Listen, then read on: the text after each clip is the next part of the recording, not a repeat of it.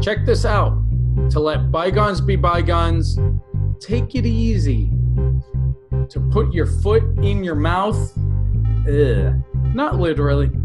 And I take that back. These are 5 expressions we're going to look at in detail, plus some bonus expressions in this episode of 5 Useful Expressions. Let's go.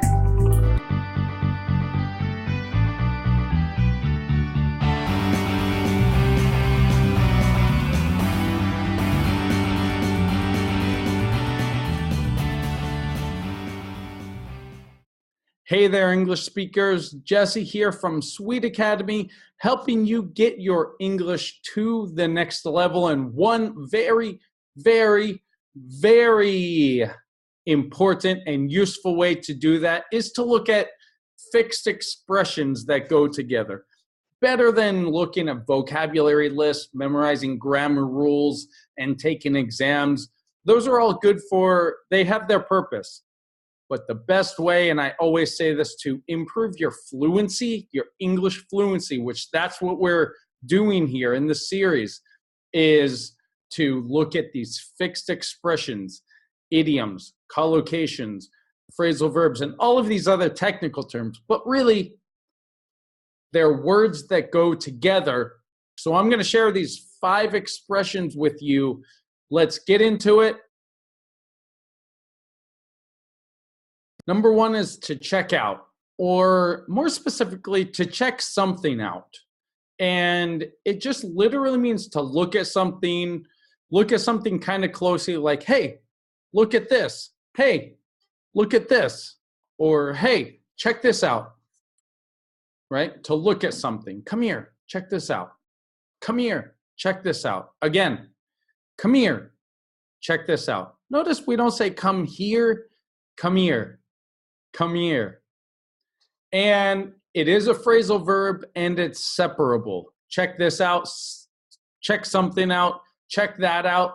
Check out this video. It doesn't have to be separable, actually, but it's separable or together.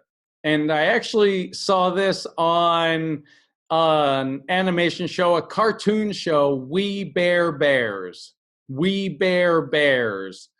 Notice the homonyms. Bear, bear. B-A-R-E, B-E-A-R. Bear, bear. They sound the same. They sound the same. Bear, bears. And this is an animation show. If you have children, it's fantastic. The episodes are short. They're funny. They're funny for adults and children. In this episode, a character said, "Behold my culinary masterpiece." And everyone said, "What?" Then she said it in speaking colloquial terms. "Check out this sandwich I made." Check out this sandwich I made. Right? Culinary masterpiece. Super formal, super sophisticated, super not right for casual conversation, and then switched it to casual conversation. Check out this sandwich I made. Behold. Check out here means behold, right? Check out, behold, look at my culinary masterpiece, this sandwich. Practice it, and let's move on. To let bygones be bygones is really if you've had a bad relationship in the past, or you or your friend offended somebody else, let's let that stay in the past. Any offense, let's let it go. Bygones, literally, it's gone by in the past. It's in the past, right? To make peace. Another way to say this is to make peace, right? So I actually saw this in an episode of Better Call Saul. If you know how much I love Breaking Bad, it's my religion. And Better Call Saul is the spinoff. So they were forcing his brother out of the law firm. And he kind of came up with a plan. And he said, I'm willing to let bygones be bygones and forget the problems we had. I'm willing to let bygones be bygones. I'm willing to let bygones be bygones.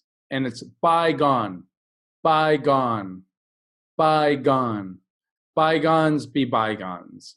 To let bygones be bygones. To let bygones be bygones. One more time. To let bygones be bygones. Practice that a few times. It might be difficult at first. Another bonus expression that kind of means a similar thing that you can learn this, it's water under the bridge. If something is water under the bridge, don't worry. Oh, I'm so sorry for offending you. I'm so sorry for last week. What happened? Don't worry about it. It's water under the bridge. It's in the past. No problem. The trouble is in the past. We're moving forward. It's water under the bridge. It's water under the bridge. Practice these. Write these down and practice them and use them. Let's move on to number 3. Take it easy. Take it easy. Take it easy. Relax. Don't be so intense. Take it easy. So this can be like if you are threatened or somebody is aggressive against you, take it easy. Relax. Right? So in another example from Better Call Saul, Saul was in trouble. Somebody was angry at him and fired up is what we say. He said, okay, take it easy. Jeez. Right? They had him by a shirt like this. Where's my money? Or whatever. I forget the exact context, but he said, okay, take it easy. Jeez. Take it easy. Take it easy. Another context, another way you could say this is like if something is less intense, right? Like sports practice or training or a class. If it's normally super difficult, super challenging, and say, we're going to take it easy today. We're only going to study 4 phrasal verbs, right? We're going to take it easy today. Practice is only an hour and a half, right? We're going to take it easy today. We're going to do less, exercises, fewer exercises. So it can be like a defensive way or just an informative way. Practice this. Write this down and use it. Moving on. Next, to put your foot in your mouth. To put your foot in your mouth. It's kind of gross, but it's an idiom we use. And it's when you put your foot in your mouth, you say something essentially that you shouldn't say, right? Normally, you've said something stupid. You've ruined a surprise. You've hurt somebody's feelings accidentally. You just said something you shouldn't have said, right? And it got you into trouble. It got you into trouble to put your foot in your mouth, right? And I actually saw this on an episode of Criminal Minds Beyond Borders this time. There was a criminal and he was killing people. He was like acting out these certain expressions, right? And one of them was put your foot in your mouth. So he would kill and then put their foot in their mouth. I hope he wasn't killing English teachers.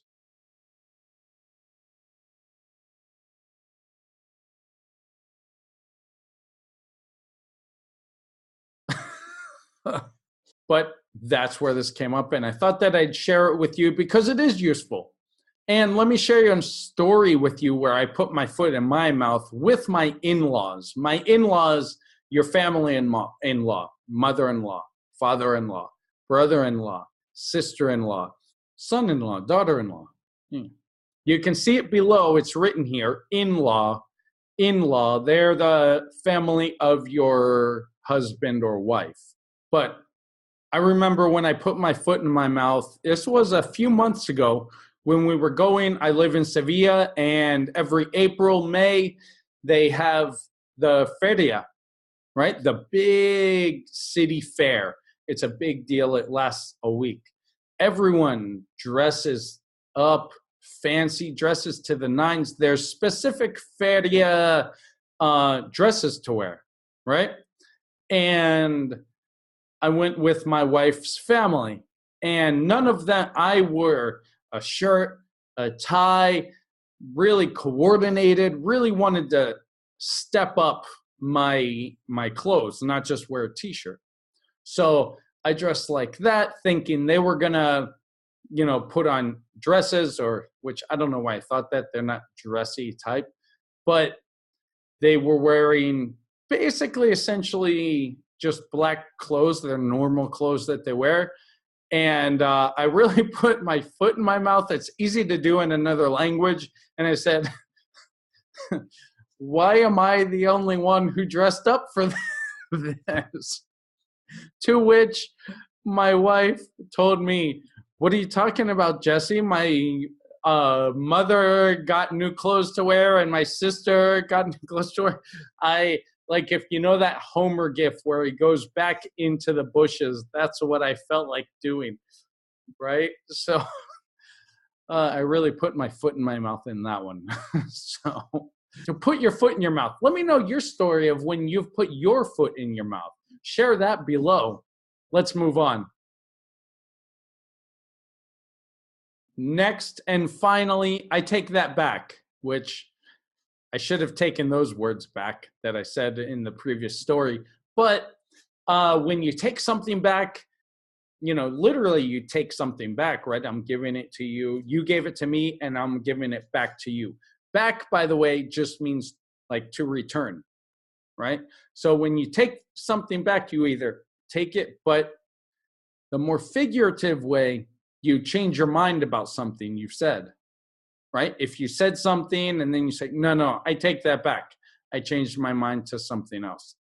This was said in an interview by Ariel Helwani, and I'll put the link below. He interviewed an MMA fighter called Sage Northcutt, and he said he was telling him that he should negotiate his contract himself, and then Sage said, no, I have a management team to deal with that.